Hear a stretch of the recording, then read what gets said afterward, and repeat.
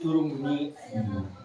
Assalamualaikum warahmatullahi wabarakatuh. Waalaikumsalam warahmatullahi wabarakatuh. Wassalatu wassalamu ala sayyidina Muhammadin khatamil anbiya'i wal mursalin habibi rabbil alamin wa la hawla wa la quwwata illa billahil aliyyil azim.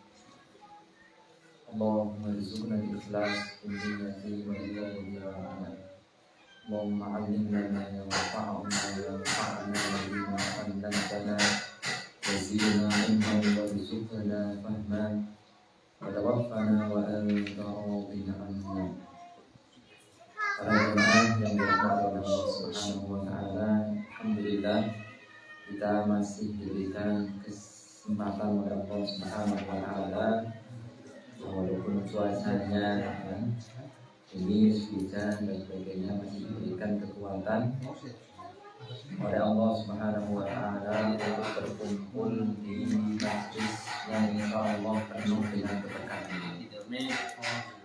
Seperti biasanya tidak lupa marilah kita murnikan niat, ikhlaskan niat semata-mata mengharapkan ridho Allah Subhanahu wa taala. Murnikan niat hanya karena Allah Subhanahu wa taala dalam melaksanakan kewajiban kita menuntut ilmu agama yang sifatnya fardhu ain. Insyaallah setelah kita kemarin ada jeda terlebih dahulu, sekarang kita melanjutkan pembahasan kita, kajian kita dalam kitab Aqidah al-Awwam. Kita sampai pada bait pengarang rahimahullah menyebutkan wa ba'du fa'ala bi wujudil ma'rifah li wajibin lillahi asyri sifat. Mari kita memberikan niat karena Allah Subhanahu wa taala dalam menuntut ilmu agama.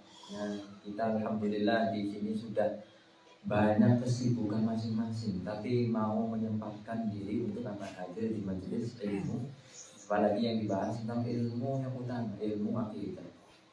Kita mengambil pelajaran bagaimana suri tauladan kita seorang Rasulullah Sallallahu Alaihi Wasallam. Beliau menyebutkan di dalam sebuah hadis bahwasanya Rasulullah Sallallahu Alaihi Wasallam mengatakan, bersabda apa? Mali walidunya wa malidunya wali. Innama ana karakibin istaghalla tahta syajaratin thumma raha wa tarakana.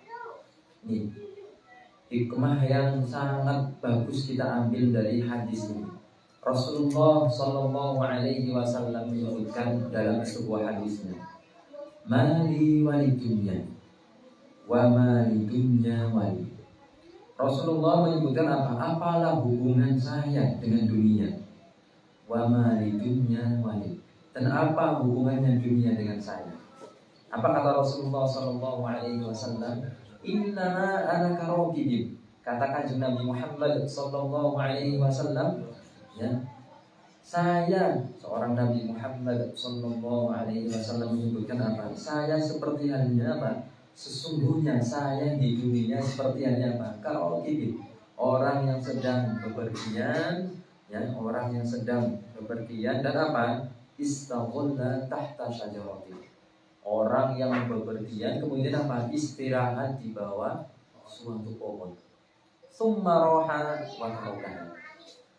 Orang kalau istirahat di bawah pohon itu lama apa? Sebentar itu sebentar. Kecuali ketiduran itu pun nggak lama, paling beberapa jam ya. Tsumma raha wa tarakana.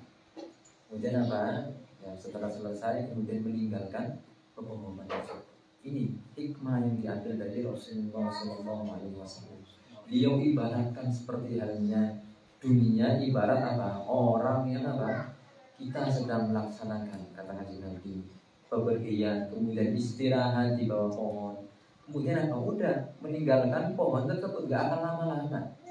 Kita hidup di dunia pun seperti itu. Jangan sampai apa? Ya, urusan dunia melalaikan kita, meninggalkan apa, membuat kita meninggalkan suatu kewajiban kita, ya, suatu kewajiban kita.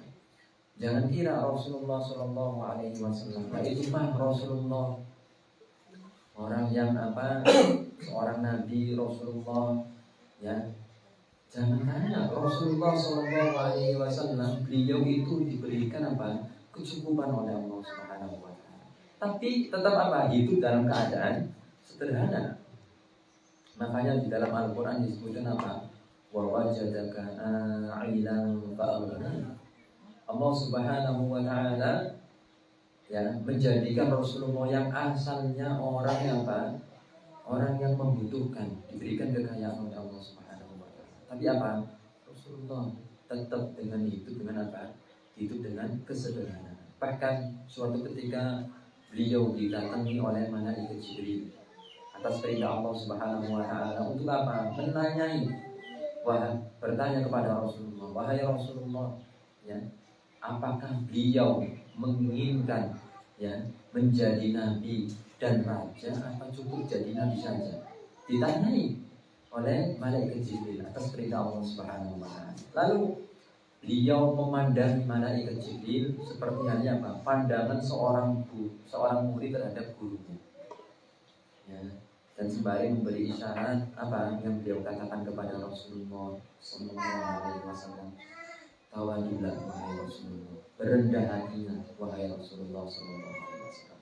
Subhanallah, setelah itu apa? Dia mengatakan apa? Ya Allah, jadikanlah saya seseorang yang sehari kenyang, sehari lapar. Sehari lapar, sehari kenyang. Sekelas Rasulullah Sallallahu Alaihi Wasallam. Suri tauladan kita. Bisa saja Rasulullah Sallallahu Alaihi Wasallam memohon kepada Allah, meminta kepada Allah pangkat yang tinggi. Bisa saja Rasulullah Sallallahu Alaihi Wasallam meminta apa, kekayaan yang tinggi. Bisa saja Rasulullah meminta harta yang banyak.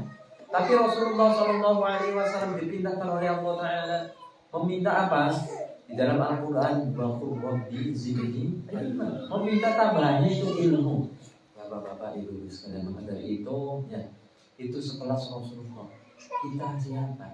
Maka dari itu beliau saja tetap apa ya, meminta tambahannya ilmu. Apalagi kita orang yang subhanallah sangat dan sangat butuh terhadap ilmu agama. Semoga ya kita setelah mendengar hadis ini dan bagaimana ya kesederhanaan Rasulullah menjadikan kita tetap bahkan lebih semangat dalam thalabul ilmi, dalam mencari ilmu agama, apalagi ilmu agama yang sifatnya apa? Fardhu ain. Jadi setiap kita seperti halnya mengenal Allah Taala yang akan kita bahas pada kitab Aqidatul Awam. Rahimahullahu Taala menyebutkan bahwasanya apa? Wa ba'du fa'lam biwujubil ma'rifah. Setelah beliau ya membaca basmalah dan hamdalah, pengarang rahimahullah apa? Menyebutkan apa? Ketahuilah tentang wajibnya mengenal Allah Subhanahu Wa Taala. Biwajibil lillahi asyrina sifat. Tentang wajibnya mengenal Allah Subhanahu Wa Taala dengan apa? Mengetahui sifat yang bersifat apa? Berjumlah 20. Jadi pengarang rahimahullah taala Syekh Ahmad Al-Marzuqi, pengarang kitab ini menegaskan bahwa ma'rifatullah, mengenal Allah Ta'ala adalah wajib setiap apa? Bagi setiap mukallaf. Setiap dari kita diwajibkan untuk apa? Mengenal Allah Subhanahu Wa Ta'ala. Ya. Karena apa? Yang namanya mengenal Allah Ta'ala, yang namanya mengetahui Allah Subhanahu Wa Ta'ala menjadi apa? Menjadi barometer, menjadi ukuran kita apakah i'tiqad kita, apakah keyakinan kita kepada Allah benar atau salah? Ya, benar apa salah? Dengan apa? Dengan mengenal Allah Subhanahu Wa Taala. Karena apa? Jika ma'rifat seseorang terhadap Allah Taala itu salah, maka apa? Imannya juga salah. Apabila seseorang mengetahui Allah ya, salah, maka keimanannya juga salah. Kenapa begitu? Karena yang namanya i'tiqad artinya itu apa para jamaah sekalian? Yang namanya i'tiqad adalah apa? Kita itu ridho Yang namanya i'tiqad, kita itu apa? Kita ridho ya dengan apa yang kita ketahui, ya, atau apa? Dengan apa yang kita ma'rifati. Kita mengetahui, kemudian apa? Mengiktikadi. Tahu terlebih dahulu, ma'rifat terlebih dahulu, kemudian apa? Mengiktikadi. Kemudian apa? Meyakini. Ya, makanya apa? Arti dari apa? Ridho dengan sesuatu yang kita ketahui. Makanya sangat penting bagi kita apa? Untuk mengetahui atau untuk ma'rifat kepada Allah Subhanahu wa taala. Ya. Tidak mungkin ya ada keimanan tanpa adanya ma'rifat terlebih dahulu. Tidak mungkin. Ya, makanya penting bagi kita untuk mengenal Allah Subhanahu wa taala. Ya. Kelompok di luar ahlu sunnah wal jamaah, kelompok wahabi mengatakan apa? Saya beriman kepada Allah Subhanahu wa taala. Bahkan katanya saya lebih beriman daripada kalian. Ya, katanya seperti itu. Ya. Katanya apa?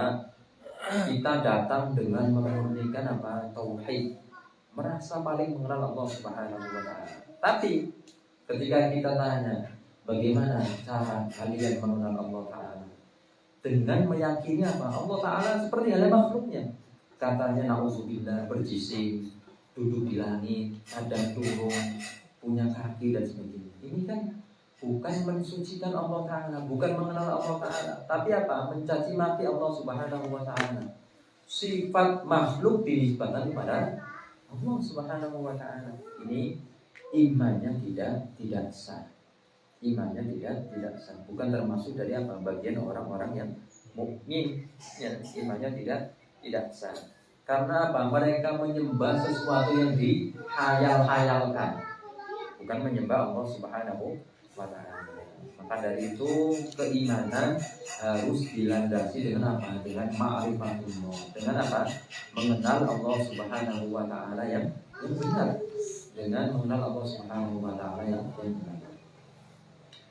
Ya, gambarannya, pendekatannya seperti ini. Misalkan ya, ada seseorang tanya misalkan, ya, dengan kenal dengan si Angga, si Fulan, ya, kenal dengan ya Mas Rudi misalkan, kenal dengan Mas Rudi apa enggak? Orang mengatakan apa? Kenal.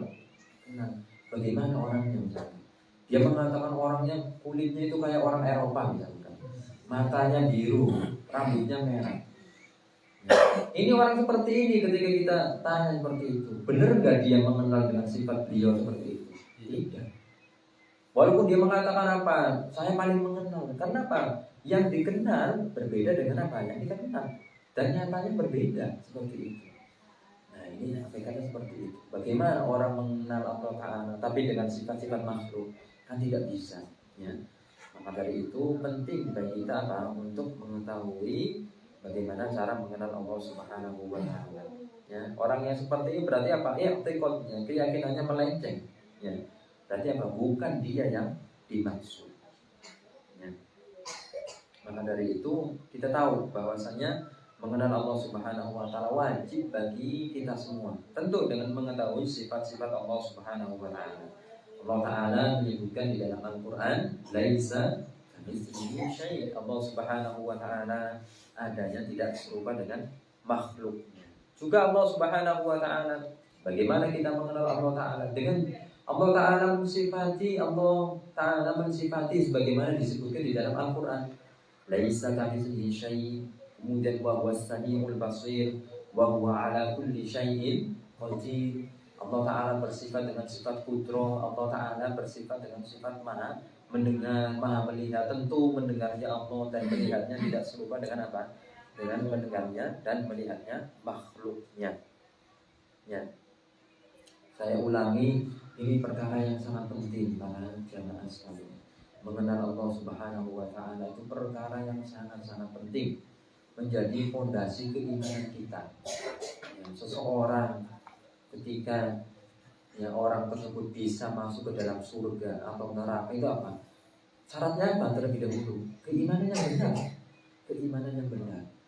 Ya, maka dari itu apabila kita misalkan mengajarkan akidah, mengajarkan Allah Taala ada tanpa butuh kepada tempat, jangan sampai bosan. Jangan sampai bosan. Ini jalan yang ditempuh oleh Rasulullah SAW. Ya, beliau disebutkan dalam sebuah hadis apa? Umirtu an uqatilan nas hatta yashhadu an la ilaha illallah wa anni rasulullah sallallahu alaihi wasallam. Apa kata beliau? Saya diperintahkan untuk memerangi manusia. 13 tahun berada di Makkah untuk apa? Umirtu an uqatilan nas, supaya mereka apa? Menyaksikan, bersaksi bahwasanya tiada Tuhan yang berhak disembah melainkan Allah Subhanahu wa taala. 13 tahun di Makkah mengajarkan apa? Tauhid. Mengajarkan siapa Tuhan yang benar. Itu Rasulullah SAW. Kita sudah berapa tahun mengajarkan akidah. Ya. Dan perjuangannya lebih luar biasa. Tidak sekedar hujan, Pak. Dakwah dilempari batu. Kita subhanallah. Maka dari itu ya, penting bagi kita untuk menyebarluaskan akidah yang benar. Bagaimana kita mengenal Allah Subhanahu wa taala, tentu dengan mengetahui sifat-sifat Allah Subhanahu wa taala. Nah, kemudian mengetahui Allah Subhanahu wa taala ataupun mengetahui sifat-sifat Allah Subhanahu wa taala, ya, mengetahui sifat Allah taala sudah dirumuskan oleh para ulama. Ya. Di sini disebutkan apa? Dengan istilah menjadi apa? 20 sifat. Biwajibin billahi asyrina. Wajib mengetahui sifat apa yang 20 bagi Allah Subhanahu wa taala. Ini dari apa? Rumusannya para ulama. Dari Al-Qur'an dan dari apa? Dari hadis Rasulullah sallallahu alaihi wasallam. Jadi ini, Pak. Ada ulama Asy'ariyah yang mutaqaddimin dan ada yang mutaakhirin. Ya. Ada ulama Asy'ariyah yang mutaqaddimin dan mutaakhirin. Yang mutaqaddimin apa? Mengatakan sifat Allah Subhanahu wa taala itu ada 13.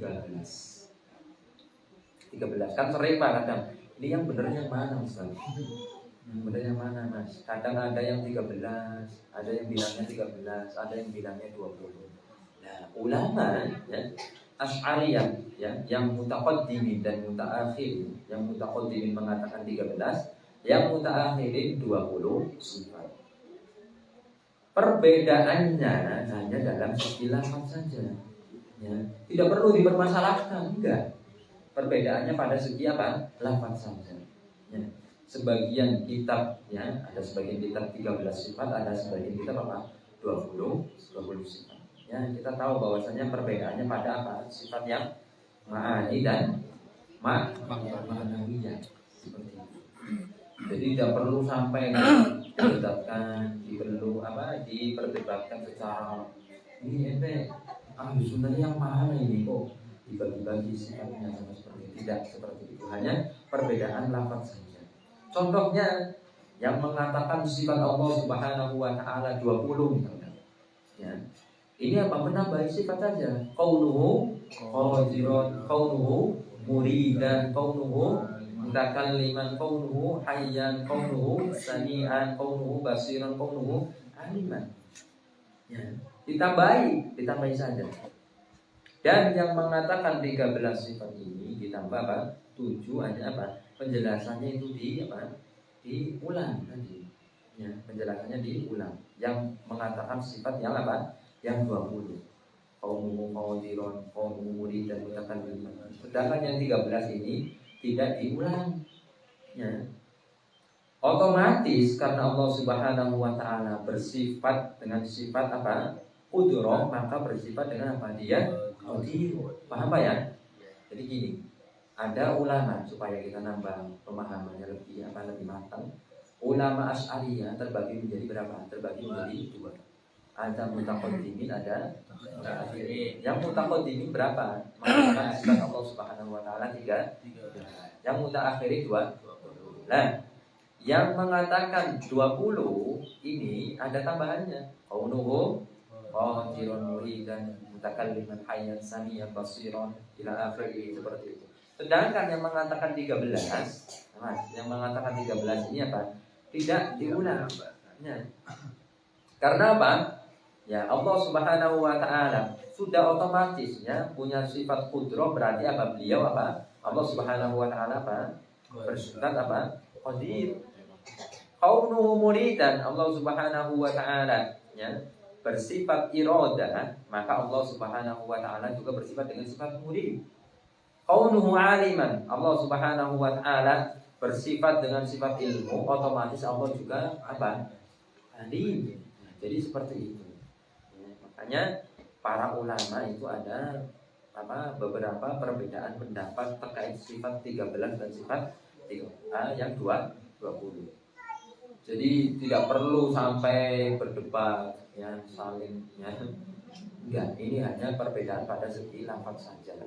Ya, jadi disebutkan termasuk yang mengatakan apa? Pengarang kitab ini, muallif mengatakan apa? Miwajibil lillahi asyrina sifat. Jadi gimana Pak solusinya? Mau mengatakan 13 juga boleh, mau mengatakan 20. Ini sangat penting sekali. Para hadirin yang dirahmati oleh Allah Subhanahu wa taala, bagi kita mengetahui ya tamakun ya terkait perihal pembagian tentang sifat Allah Subhanahu wa taala, tentang mengetahui Allah Subhanahu wa taala. Dari sini kita paham bahwasanya dari dulu kita mengedepankan akidah tanzil dan tajwid. Bukan cuma kita saja yang ngaji di sini ataupun bukan cuma yayasan sahabat saja, tidak. Ya. Kemarin kita bahas atau di dalam kitabnya salah satu ya Abdul Syekh Muhammad Hashim Asy'ari, beliau punya kitab namanya Adabul Alim wal Ta'lim. Di halaman 43 itu berwasiat bagi seorang penuntut ilmu, berwasiat supaya untuk yang dipelajari terlebih dahulu ilmu-ilmu yang dasar. Dalam kitabnya Adabul Alim wal Ta'lim halaman 43, Hadratus Syekh Muhammad Hashim Asy'ari, dia menyebutkan ada yang harus dipelajari oleh penuntut ilmu yang harus didahulukan. Ada 4 aspek di antaranya kata beliau. Pertama pengetahuan tentang zat Allah. Bukan cuma kita saja ya, pencetus organisasi terbesar di Indonesia, Nahdlatul Ulama. Beliau berwasiat memberi nasihat kepada penuntut ilmu agama, ini loh yang dipelajari terlebih dahulu. Ada 4 aspek. Yang pertama pengetahuan tentang zat Allah. Yang pertama pengetahuan tentang zat Allah. Cukup baginya bagaimana? Meyakini bahwa zat Allah tidak bermula, tidak berakhir, maha suci dari seluruh kekurangan dan bersifat dengan segala sifat sempurna yang layak baginya. Ini yang pertama. Penting bagi kita ya, apalagi kita sebagai ngakunya orang yang orang Ahlus Sunnah wal Jamaah. Ini pendirinya sendiri beliau getol mengajarkan akidah yang benar. Ada 4 aspek yang beliau sebutkan di dalam kitabnya ya, Adabul Alim wal Ta'lim halaman 43. Yang pertama pengetahuan tentang zat Allah Subhanahu wa taala. Yang kedua kata beliau pengetahuan tentang sifat Allah Subhanahu wa taala. Pengetahuan tentang sifat Allah Subhanahu wa ta'ala. Cukup bagi kita meyakini bahwa Allah bersifat dengan sifat yang maha kuasa, maha berkehendak ya, maha apalagi mengetahui, maha hidup, maha mendengar, maha melihat, maha beriman ya. Ya, seperti itu Allah Subhanahu wa ta'ala. Jadi ini yang kedua. Yang ketiga pengetahuan tentang ilmu fikih. Ini bagi kita penting juga. Pengetahuan tentang ilmu fikih. Bagaimana tata cara orang bersuci? Ya, bagaimana tata cara orang bersuci? Makanya beliau itu ya, mendahulukan seperti itu. Ya, kadang seseorang ya termasuk dari cobaan kita itu ketika mengajak orang haji itu kadang diomongnya macam-macam. Tadi kan itu entah dianggap sebagai sok baik dan sebagainya. Padahal Allah kita niat dari hati tulus, ingin peduli terhadap orang tersebut. Atau kadang ada orangnya sudah belajar ilmu agama, tapi yang dipelajari bukan sesuatu yang penting terlebih dahulu. Kesunahan haji, tapi yang wajib malah ditinggalkan. Makanya beliau juga berpesan loh, ada 4 yang harus diketahui terlebih dahulu. Bukannya kita tidak melaksanakan kesunahan, tidak. Ada yang lebih penting, ada yang lebih penting terlebih dahulu. Ada yang hukumnya wajib terlebih dahulu. Tidak hanya kita yang menyebarkan hal demikian, Ya beliau juga mengatakan ya di dalam kitabnya ya, Adabul Alim wal Muta'allim halaman 43 ya. Itu seperti itu. Pengetahuan tentang fikih. Bagaimana ini bersucinya benar apa enggak, belajar bab wudu ya. Itu perlu kita ketahui. Kemudian yang keempat, pengetahuan tentang bagaimana menjaga diri dari dosa-dosa, maksiat-maksiat hati, maksiat-maksiat anggota badan, godaan nafsu dan semacamnya. Nah, kitab ini yang wasiat yang keempat ini yang sebagian besar terkumpul dalam kitab yang sudah sering kita pelajari, Mukhtasar atau Al-Qulul Jali. Ada di situ. Makanya alhamdulillah apa yang kita pelajari ini bukan kita ngarang-ngarang sendiri, kita menyebarkan apa itu bawakan oleh manusia. Jadi seperti itu. Jadi sangat pentingnya bagi kita untuk apa? Untuk mengenal Allah Subhanahu wa Ta'ala. Sangat penting. Ya tadi mau dengan sifat yang 13 ataupun sifat yang 20 tadi. Kemudian ketika kita mengatakan sifat wajib bagi Allah Ta'ala itu ada 20 ataupun ada 13, itu maksudnya apa? Nah ini Pak, Bu, ini kaitannya dengan hukum akal. Nah, kaitannya dengan hukum akal. Sifat wajib Allah Ta'ala artinya apa? Sifat yang secara akal Allah pasti disifati dengan sifat-sifat itu. Saya ulangi, maksud dari sifat wajib Allah artinya apa? Sifat yang secara akal Allah pasti disifati dengan sifat itu. Dan jika tidak disifati dengan sifat itu, maka akal tidak akan menerimanya. Paham Pak ya? Saya ulangi maksud dari sifat wajib Allah Ta'ala, misalkan ada orang tanya, yang kita ngaji sifat wajib Allah maksudnya gimana?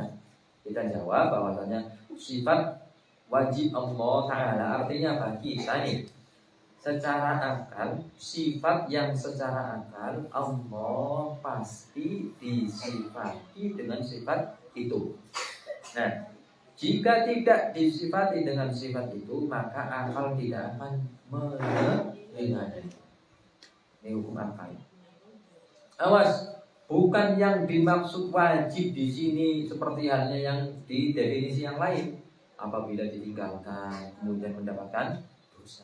Tidak ada yang mewajibkan sesuatu apapun bagi Allah Subhanahu wa Ta'ala. Jangan sampai ada yang mengatakan sifat wajib bagi Allah Ta'ala. Berarti Allah apabila misalkan meninggalkan hal tersebut berdosa. Tidak. Maksud dari sifat wajib bagi Allah tadi artinya apa? Sifat yang secara akal Allah pasti disifati dengan sifat itu. Jika tidak disifati dengan sifat itu, maka apa? Akal tidak akan menerima. Jadi ya, bukan wajib yang dimaksud kalau dikerjakan dapat pahala, ditinggalkan mendapatkan dosa, bukan. Ya. Jangan sampai kita salah paham ya, jangan sampai kita salah paham. Karena apa? Tidak ada sesuatu yang wajib untuk dilakukan oleh Allah Subhanahu wa Ta'ala, itu tidak ada. Tidak ada. Makanya nanti ada kaitannya dengan hukum akal. Ada kaitannya dengan hukum akal. Kita murojaah kembali. Ini sangat penting soalnya. Tentang apa? Wajibul akli. Yang pertama wajibul akli. Hukum akal yang pertama apa? Wajibul akli. Apa maksud dari hukum akal wajibul akli ini? Sesuatu yang akal itu tidak menerima ketiadaannya. Saya ulangi, yang dimaksud dengan hukum akal ataupun wajib akal di sini atau wajib akli, ma la yaqbalul aqlu adamahu. Ma la yaqbalu al aqlu adamahu. Sesuatu yang akal tidak menerima apa? Ketiadaannya. Akal mengharuskan itu harus ada. Ya. Apa yang dimaksud di situ adalah Allah dan sifat-sifatnya. Akal nih menerima, pasti menerima Allah Subhanahu wa Ta'ala itu ada. Dan akal itu menolak bahwasanya Allah Subhanahu wa Ta'ala itu tidak ada. Makanya ada qaidah di dalam bahasa Arab ini. para jamaah sekalian, ada kaidah di dalam bahasa Arab mengatakan apa? Al-bina'u la budda lahu min bani. Al-bina'u la budda lahu min bani. Adanya bangunan pasti ada yang membangun. Lagi bangunan itu. Adanya bangunan pasti ada yang membangun. Nggak mungkin tiba-tiba kok ada rumah. Ya, pasti ada yang membangun. Al-bina'u la budda lahu min bani. Adanya bangunan pasti ada yang membangun. Al-kitabatu la budda laha min katib. Adanya tulisan menunjukkan pasti ada yang menulis. Dan adanya kumpulan pasti menunjukkan akan adanya yang mengumpul. Adanya perbuatan menunjukkan pasti ada yang berbuat. Maksud jauh-jauh. Adanya meja nih, adanya meja, adanya handphone, pasti ada yang membuat. Adanya motor, pasti ada yang membuat. Apalagi alam semesta ini yang besarnya luar biasa. Pasti ada yang menciptakan, yaitu Allah Subhanahu wa Ta'ala. Terkadang orang itu ada yang tidak menerima dalil Al-Quran. Kenapa kalian orang Islam mengatakan Allah itu ada? Buktinya mana? Kita menyebutkan ayat misalkan, saya nggak percaya misalkan dengan ayat Al-Quran. Gimana kita melawannya? Dengan dalil akal. Seperti itu, bapak-bapak para hadirin sekalian. Adanya bangunan pasti ada yang bangun. Adanya tulisan pasti apa? Ada yang menulis. Adanya pukulan pasti ada yang memukul. Apalagi adanya alam semesta yang megah, yang luas, yang indah ini pasti sudah pasti ada yang menciptakan, yaitu Allah Subhanahu wa Ta'ala. Karena Allah Ta'ala yang menciptakan alam ini, maka apa? Allah Ta'ala tidak serupa dengan alam. Akal itu pasti menerima akan adanya Allah Subhanahu wa Ta'ala. Ini yang dimaksud dengan apa? Al-wajibu al-aqli, ma la yaqbalul aqlu adamahu. Sesuatu yang tidak diterima oleh akal apa? Ketiadaannya. Kemudian yang kedua apa? Al-mustahilu al-aqli. Mustahil aqli. Apa yang dimaksud dengan mustahil aqli? Ma la yaqbalul aqlu wujudahu. Sesuatu ya yang akal tidak menerima apa keadanya. Akal tidak menerima akan adanya hal tersebut. Ya. Jika dikatakan ada, akal ini menolak. Jika dikatakan ada, akal ini menolak. Apa? Yaitu sekutu bagi Allah Subhanahu wa Ta'ala. Ini mustahil akli. Nah, ini jika dikatakan Allah Ta'ala punya sekutu, ini apa? Akal ini tidak bisa menerima. Ya, itu seperti itu. Allah Subhanahu wa Ta'ala tidak menyerupai sedikit pun dari makhluknya. Ya, yang membuat meja tidak serupa dengan meja. Allah Subhanahu wa Ta'ala adanya tidak serupa dengan adanya makhluk. Kemudian yang ketiga apa? Ada itu ya. Nah, sebagian ada yang pakainya ibarat seperti itu. Ya. Ma la yaqbalul aqlu wujudahu wa adamahu. Sesuatu yang dimaksud dengan jaizul aqli apa? Akal ini apa? Menerima. Ma yaqbalul aqlu wujudahu wa adamahu. Saya ulangi. Apa? Akal itu menerima adanya dan tiadanya. Akal, saya ulangi, akal itu menerima apa? Ketiadaannya juga apa? Akan adanya. Ada dan tiada, akal itu menerima. Ini yang dimaksud dengan apa? Jaizul aqli. Contohnya apa? Contohnya adalah makhluk ini, seorang manusia, ya, hewan dan sebagainya. Misalkan kita dengar nih, misalkan ada orang ya, melahirkan, ada nih, kita terima, secara akal terima. Kemudian apa? Juga ada orang yang meninggal, mati misalkan, kita akal juga menerima. Nah, itu sesuatu yang ada dan tiadanya itu diterima oleh akal. Ini yang dimaksud dengan jaizul aqli. Nah, kemudian ketika kita mengatakan sifat Allah Subhanahu wa taala ada 20. Sifat Allah Subhanahu wa taala ada 13. Bukan maksudnya kita membatasi sifat Allah, awas. Ya, awas. Karena ada orang mengatakan seperti itu. Kalian mengatakan sifat Allah 13 saja. Kalian mengatakan sifat Allah 20, berarti kalian membatasi sifat Allah. Enggak. Emang tadi kita mengatakan sifat Allah cuma 13 saja? Enggak. Emang kita mengatakan sifat Allah cuma 20 saja? Kan tidak. Tapi apa? Sifatnya, sifat yang wajib ain ya, atas setiap muslim ya, untuk apa? Untuk diyakini. Untuk diketahui itu ada berapa? Ada 13 ataupun ada 20. Kenapa hanya 20 ataupun 13? Karena yang sering disebutkan di dalam Al-Quran, ya, zikruha katsiran fil Quran, fil nususi syar'iyyah. Itu apa? Ada 13 dan ada 20. Jadi yang disebutkan secara berulang-ulang, para hadirin sekalian apa? Ini sifat yang 20 ataupun sifat yang 13. Disebutkan di dalam Al-Quran ataupun di dalam hadis ini secara apa?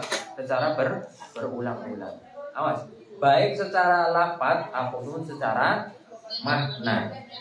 Baik secara lafaz ataupun secara makna. Contohnya secara lafaz, Allah Ta'ala bersifat dengan sifat apa? As-Sami dan Al-Basir. Disebutkan Allah Subhanahu wa Ta'ala di dalam Al-Quran, wa huwas sami'ul basir. Ini secara lafaz disebutkan Pak ya? Wa huwas sami'ul basir. Allah Ta'ala bersifat mendengar dan melihat. Tentu tidak serupa dengan mendengar dan melihatnya makhluk. Nah kemudian ada yang secara makna.